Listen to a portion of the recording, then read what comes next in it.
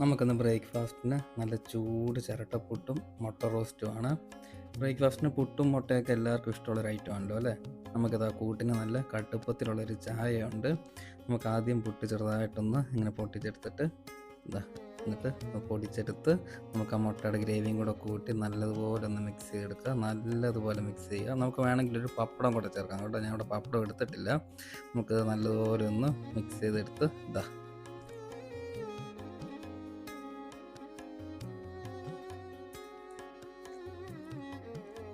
നല്ല എരിവുണ്ട് മുട്ടക്കറി, സൂപ്പർ. കുറച്ച് മുട്ടയും കൂടെ കൂട്ടി എടുക്കണം കേട്ടോ. മുട്ടയും കൂടെ കൂട്ടി